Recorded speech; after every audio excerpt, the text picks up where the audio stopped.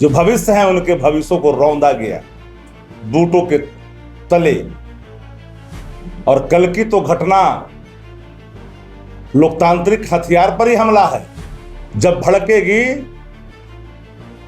तो बड़े से बड़े शासन को भी हिला करके रख देती है।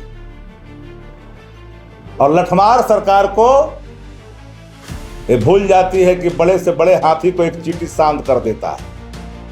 ये भ्रम में नहीं रहना चाहिए कि हम रौंद देंगे। अरे बात करो, सरकार है किस लिए?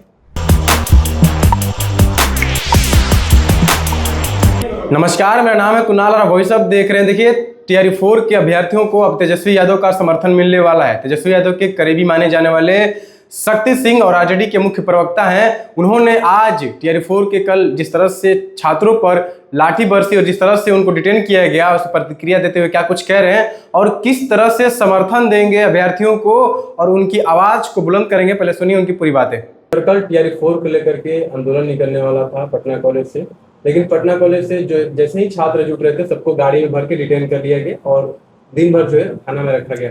शिक्षक को टीआर 4 के अभ्यर्थी अपनी मांगों को लेकर करके कल के पहले भी सरकार के स्तर तक अपनी आवाज पहुंचाना चाह रहे थे, लेकिन सरकार की दमनकारी जो अहंकार है उसके कारण छात्र यहां पर लहूलुहान हुए।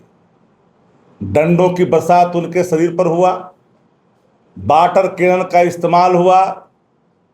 जो हमारी बहनें हैं, हमारे भाई हैं, जो बुनियाद है इस राज्य के, जो भविष्य हैं, उनके भविष्यों को रौंदा गया बूटों के तले।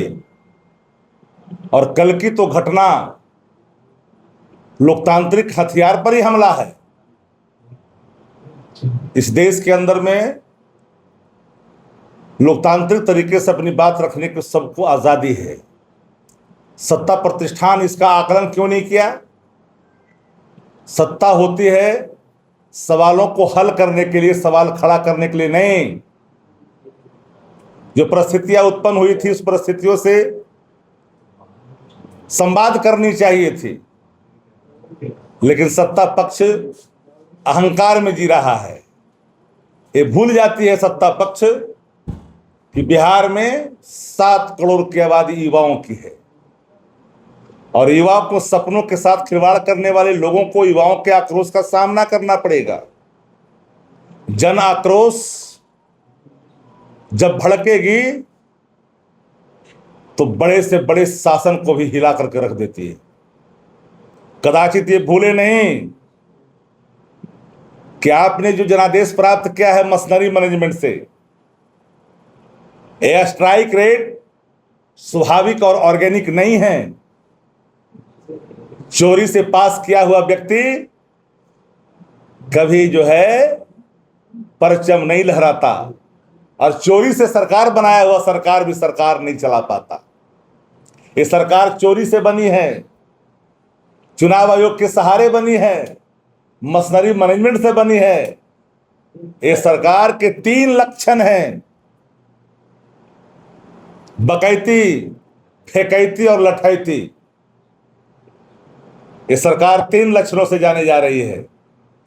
बकैती में महारत हासिल किए हुए, फेकैती में महारत हासिल किए हुए और लठैती का तो कहना ही क्या। लठमार सरकार बन गई है और लठमार सरकार को ये भूल जाती है कि बड़े से बड़े हाथी को एक चींटी शांत कर देता है। ये भ्रम में नहीं रहना चाहिए कि हम रौंद देंगे। अरे बात करो, सरकार है किस लिए? ये हमारा कमिटमेंट था टीआर 4 का। 17 महीने के स्वर्णिम काल को कोई नजरअंदाज नहीं कर सकता है, जहां पटना का गांधी मैदान नियुक्ति मेले में तब्दील हुआ था और युवाओं के भविष्य की आगे की रणनीति का बुनियाद भी रखा गया था। उसी का हिस्सा टीआर 4 है।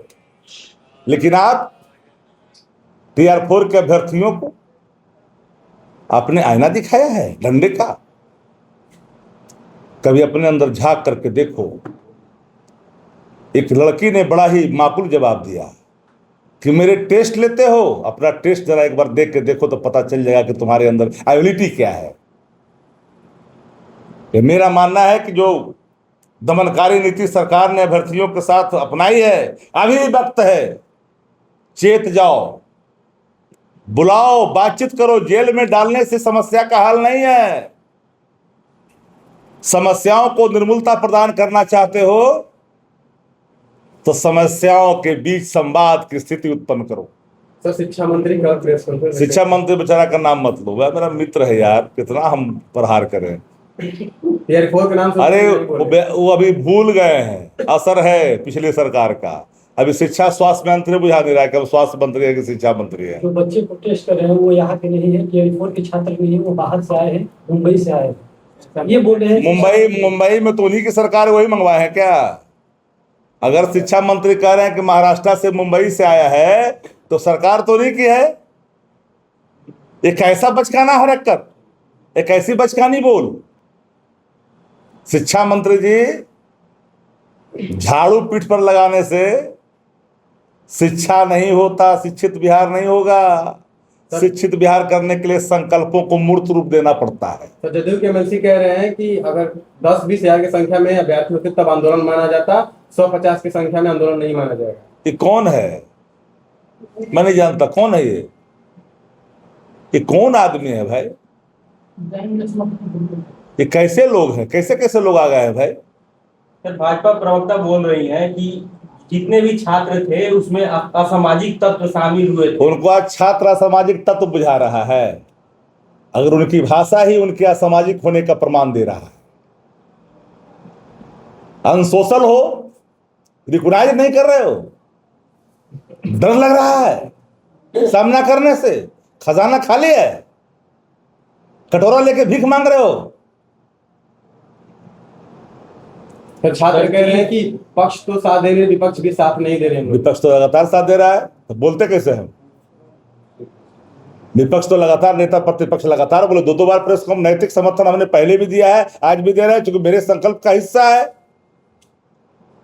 सर, 12 दिन हो चुके हैं दिलीप कुमार को। तो सुना आपने, शक्ति सिंह साफ साफ कह रहे थे कि लोकतंत्र की हत्या हुई है। जिस तरह से आंदोलन करने वाले अभ्यर्थियों को पकड़ के घसीट के गाड़ी में ले जाया गया, उसके बाद दिन भर रखा गया, रात को उनको 9 बजे छोड़ा गया, तो कहीं ना कहीं लोकतंत्र की हत्या हुई है। और अभ्यर्थियों के गुंडे मवाली नहीं है, वो बच्चे हैं पढ़ने वाले जो अपने हक को मांग रहे हैं। और शिक्षा मंत्री का तो बात ही छोड़ दीजिए, वो झूठे हैं, क्योंकि बार बार जब पूछा जाता है तो इधर से निकल लेते हैं, कभी उधर से निकल लेते हैं, लेकिन बोलते नहीं, और बोलते भी हैं तो शीघ्र जल्द के अलावा कुछ नहीं बोलते। तो अब देखना होगा इस पे पक्ष क्या एक्शन लेती है। फिलहाल 30 तारीख तक जो है वो अल्टीमेटम दिया गया है छात्रों द्वारा। 30 तारीख के बाद जो है फिर से 1 जून को पटना की सड़क पे आंदोलन देखने को मिलेगा। बहुत बहुत धन्यवाद। चैनल को सब्सक्राइब करें, इसको लाइक करें।